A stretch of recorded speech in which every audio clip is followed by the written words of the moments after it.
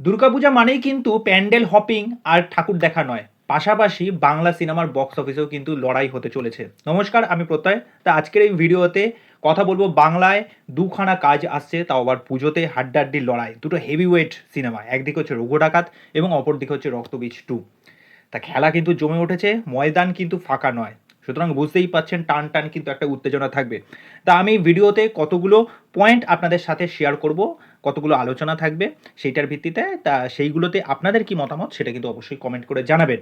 তা প্রথমত যদি আমি চলে আসি জনার ভিত্তিতে, দেখুন, রঘু ডাকাত যেটা হচ্ছে একটা ঐতিহাসিক প্রেক্ষাপটের ওপর গল্প হতে চলেছে, যেটা আমরা সকলেই জানি দেব এই চরিত্রটা তিনি প্লে করছেন। তা এরকম একটা ঐতিহাসিক তথ্য নির্ভর সিনেমা রঘু ডাকাত, এরকম একটা চ্যালেঞ্জিং সাবজেক্ট দেব তার এই কেরিয়ারের সবচেয়ে কঠিনতম একটা জিনিস কিন্তু বাছাই করে নিয়েছেন।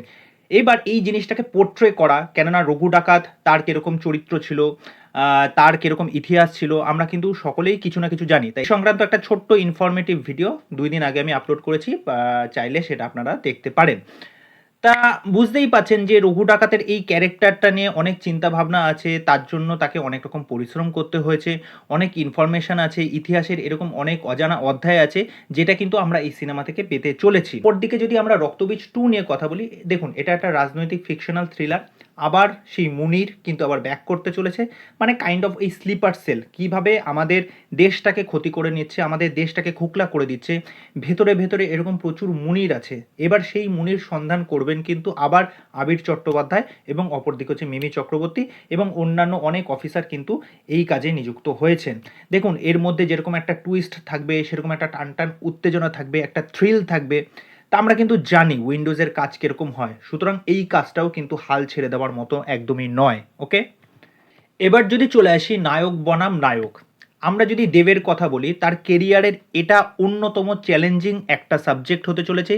এই ক্যারেক্টারটা প্লে করার জন্য তাকে অক্লান্ত পরিশ্রম করতে হয়েছে, তাকে ঘোড়া চালানো থেকে শুরু করে, অস্ত্রবিদ্যা থেকে শুরু করে, নিজের সংলাপ, নিজের বডি ল্যাঙ্গুয়েজ, সমস্ত দিকে কিন্তু অনেক পরিশ্রম করতে হয়েছে, অনেক খাটাখাটনির ব্যাপার। এটা কিন্তু একদম হেলাফেলা করার মতো জিনিস নয়। ওকে, দেবের কিন্তু একটা মারাত্মক ক্রেজ আছে, যে পুজোতে দেবের সিনেমা মানেই কিন্তু একটা ব্যাপক অডিয়েন্স কিন্তু তার জন্য অপেক্ষা করে থাকে।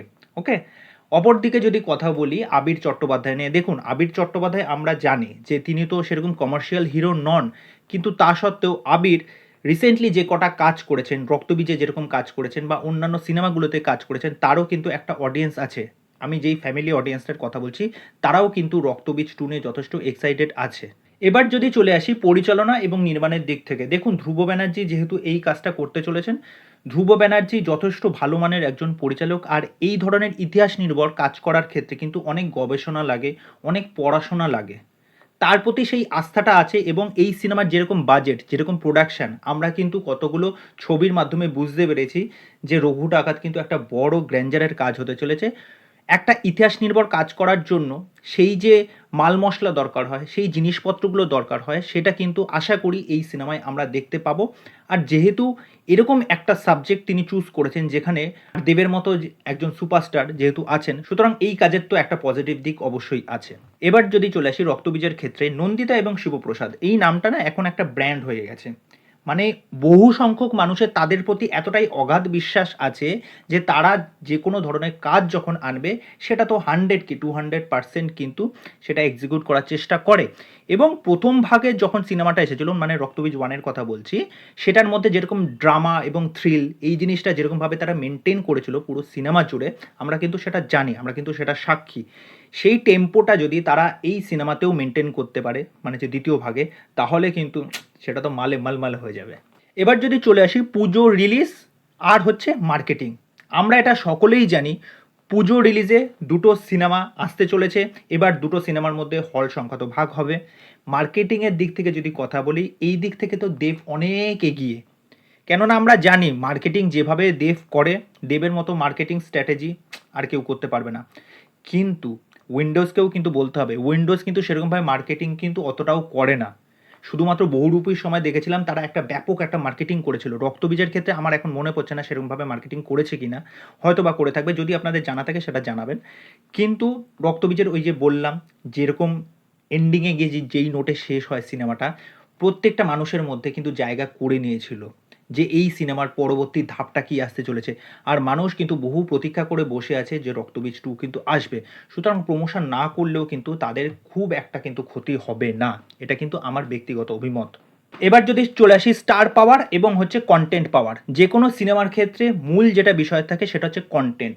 কন্টেন্ট যদি ভালো হয় এবং এখানে যে নায়ক যিনি পারফর্ম করবেন তার পারফরমেন্স যদি ভালো হয়, তাহলে সেই সিনেমা বক্স অফিসে কিন্তু ভালো রান করবে। সেই দিক থেকে যদি বলে রাখি, রঘু ডাকাতের কন্টেন্ট যদি ভালো হয়, এই সিনেমাটা যদি মানুষের মনে জায়গা করতে পারে, দেবের পারফরমেন্স যদি ভালো হয়, তাহলে তো বক্স অফিসে তো আগুন লেগে যাবে। অপরদিকে যদি বলি রক্তবীজের কথা, রক্তবীজ আগের তাদের কাজ যেরকম ছিল, তাদের কন্টেন্ট আমরা জানি প্রচণ্ড ভালো হয় এবং আবির যে ধরনের সাবজেক্ট চুজ করেন তার যেরকম কন্টেন্ট পছন্দ হয়, তিনি কিন্তু সেইগুলোর ওপর কিন্তু 100% দেন। সুতরাং আবিরকেও কিন্তু হেলাফেলা করা যাবে না। ওকে, এবার শেষমেশ যেটা হচ্ছে ভিজুয়াল আর হচ্ছে টেকনিক্যাল দিক। দেখুন, ভিজুয়াল দিক থেকে রঘু ডাকাত যেরকম এই সিনেমাটার জন্য তাদের খরচাপাতি শোনা যাচ্ছে যে মোটামুটি 10-12 কোটি টাকার নাকি বাজেট। আশা করছি তো এই কাজের ভিজুয়াল তো মারাত্মক হবে, কেননা টিজার দেখে কিন্তু সেটা তার প্রমাণ পেয়ে গেছি যে টিজারটা কিন্তু কি মারাত্মক লেভেলের ছিল। অপরদিকে যদি বলি রক্তবীজ 2 এর ক্ষেত্রে, রক্তবীজ 2 এর কিন্তু দেখো এরকম কাজের ক্ষেত্রে যে খুব হাই ফাই বা সেরকম একটা ভিজুয়াল হবে সেটা তো না।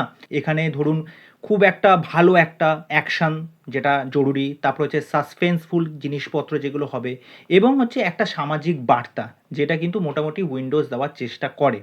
তা এই হলো এই দুটো সাবজেক্ট নিয়ে আমার মতামত, মানে রক্তবীজ এবং হচ্ছে রঘু ডাকাত নিয়ে। এই বিষয় নিয়ে তোমাদের কি মতামত, তোমাদের কি চিন্তাধারা, তোমরা কোন সিনেমাটাকে এগিয়ে রাখবে? দেব, আবির বা এই যে কন্টেন্ট বা এই সমস্ত টপিক যে আলোচনা তোমাদের সামনে নিয়ে আসলাম, সেটা কিন্তু জানিও। জানালে আমি বুঝতে পারবো যে অ্যাকচুয়ালি এই জিনিসটা তোমাদের কাছে সঠিকভাবে পৌঁছালো। তো চলো আজকে এখানেই শেষ করছি, পরবর্তী ভিডিওতে আবার দেখা হচ্ছে। সকলে ভালো থেকো, সুস্থ থাকো, সাপোর্ট করো। Love you all, by.